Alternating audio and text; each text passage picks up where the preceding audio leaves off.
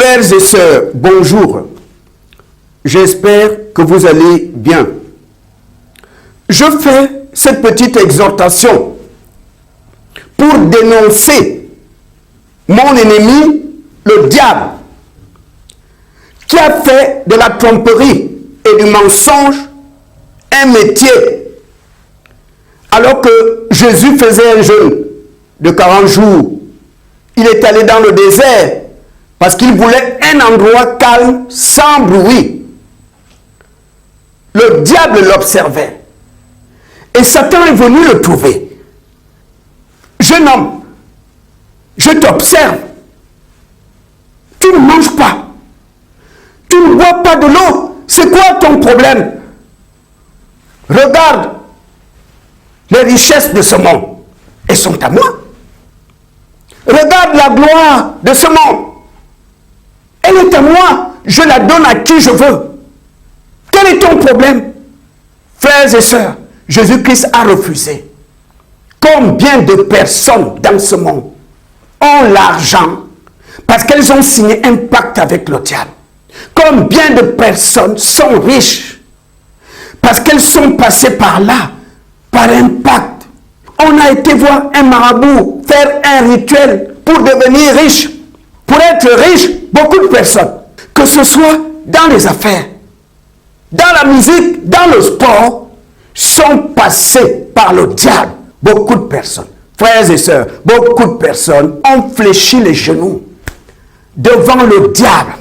Satan a dit à Jésus, regarde les richesses de ce monde, regarde la gloire de ce monde, je la donne à qui je veux, à condition que tu m'adores. Beaucoup de personnes, que ce soit par des marabouts, que ce soit dans des loges maçonniques, beaucoup de personnes qui sont riches aujourd'hui, qui brillent aujourd'hui, sont passées par le diable en signant un pacte. Alors, nous allons voir le cas d'une personne qui a vendu son âme au diable pour les richesses de ce monde, pour la gloire, pour devenir une star de renommée internationale. Il s'agit de l'artiste Bob Marley que vous connaissez. Bob Marley est né le 6 février 1945 et il est mort d'un cancer à Miami, aux États-Unis, le 11 mai 1981. Sa mère s'appelait Cedella Booker et son père Norval Sinclair. C'est un Britannique qui est venu en Jamaïque. Vous savez très bien que la Jamaïque était une colonie britannique.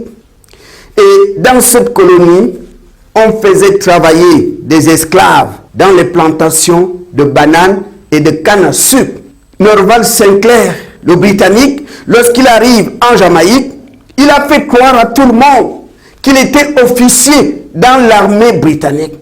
Mais on va découvrir après que c'était un menteur. Il était tout simplement un contremaître dans les plantations de canne à sucre. Mais Norval Sinclair entretenait une relation amoureuse avec une jeune fille, la maman de Bob Marley, Cedella. Il couchait en cachette avec la jeune fille. Il ne voulait pas qu'on sache qu'il couche avec cette fille. Pourquoi?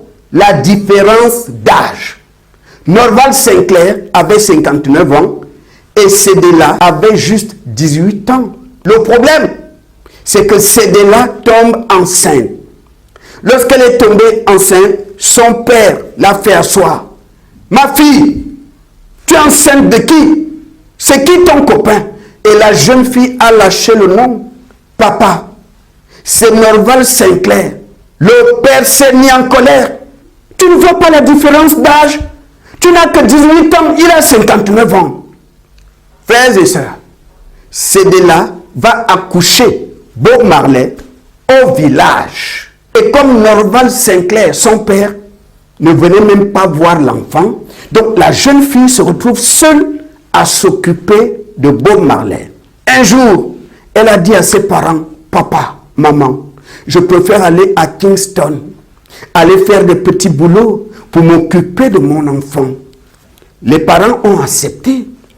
Elle arrive à Kingston et va habiter dans une banlieue chaude où il y avait la drogue, toutes sortes de violences, la prostitution. Donc Bob Marley se retrouve là. À 14 ans, il quitte l'école. Bob Marley a été à l'école jusqu'à 14 ans. Il se retrouve à la maison parce que sa mère n'avait pas l'argent pour financer ses études. C'est comme ça que Bob Marley se retrouve à la maison. Donc, à longueur de journée, il se balade avec ses amis. Ils se baladent partout, ils vont un peu partout.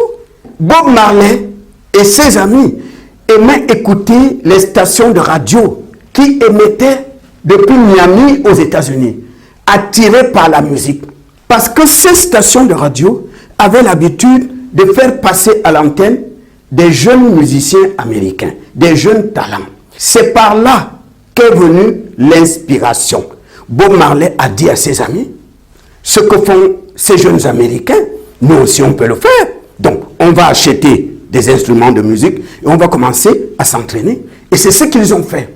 Donc ils s'entraînaient tous les jours. Et petit à petit, les gens du quartier ont commencé à s'intéresser à leur musique.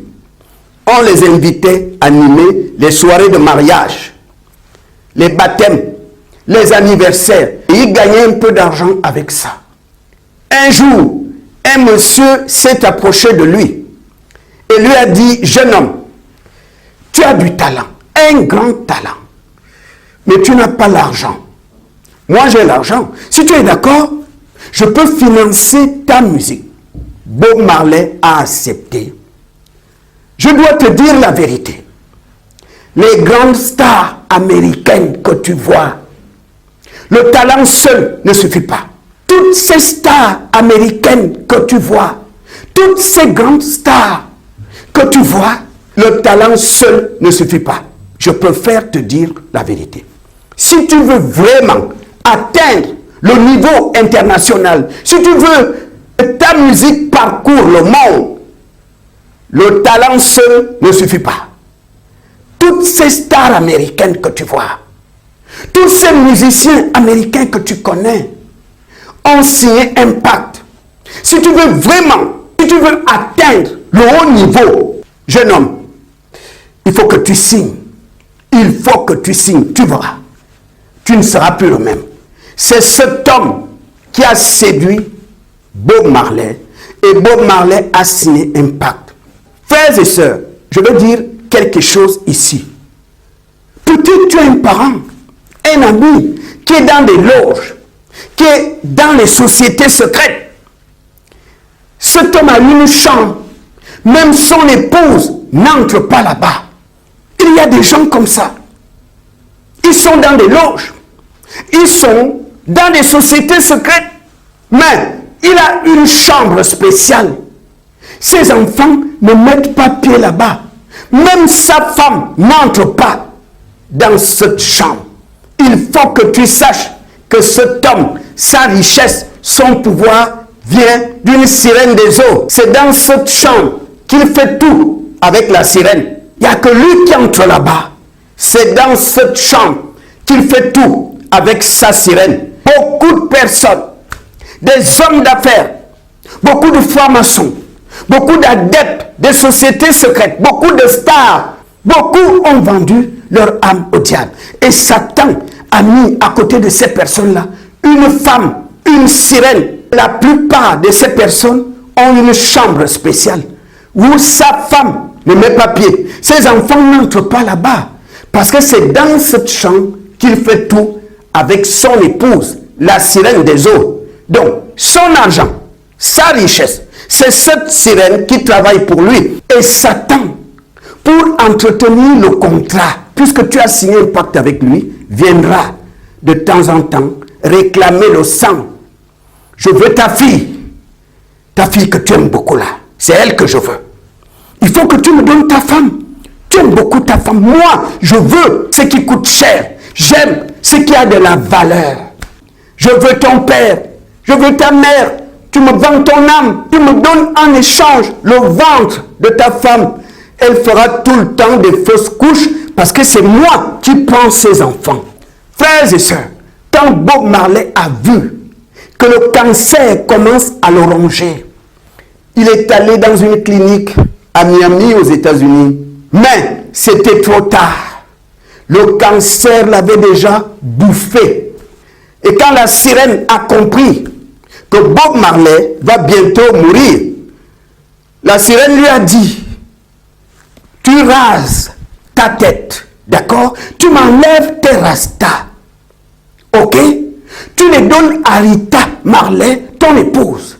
Elle ira les jeter dans le fleuve Congo en Afrique. Frères et sœurs, et pourtant, en Jamaïque, il y a des fleuves. Je suis scolastique Dianzinga, professeur titulaire d'histoire contemporaine. Peu de temps après le décès de Bob Marley, j'ai reçu une instruction du conseiller culturel à la présidence de la République pour venir rencontrer Rita Marley. Il s'agissait de venir jeter dans le fleuve Congo les locks de son mari. Et moi, en tant qu'attaché culturel, donc, je suis venu pour l'accompagner accomplir ce rituel-là. Nous avons marché jusqu'au bord du fleuve et la sortie les locks d'un sac. Et elle s'est recueillie d'abord. Et comme elle m'avait expliqué de quoi il s'agissait, et puis moi en tant que Congo, puisqu'elle voulait accomplir ce rituel qu'elle croyait, qu'elle disait être un rituel Congo. Et moi en tant que Congo, j'ai trouvé que c'était effectivement normal. Donc on s'est recueillis toutes les deux, et elle a jeté les locks et les larmes aux yeux. Et moi aussi j'ai compati vraiment sur l'acte qu'elle venait de poser. Et après elle n'est pas restée longtemps, et après nous sommes repartis. Frères et sœurs, et pourtant, en Jamaïque, il y a des fleuves. Il y a des fleuves en Jamaïque. Ce qui signifie que la sirène qui travaillait avec Bob Marley se trouve dans le fleuve Congo. Cette sirène réside dans le fleuve Congo. Tous les adeptes du mouvement Rastafari, tous les accros de la musique reggae sont possédés par cette sirène. C'est elle qui gère le mouvement Rastafari jusqu'à ce jour.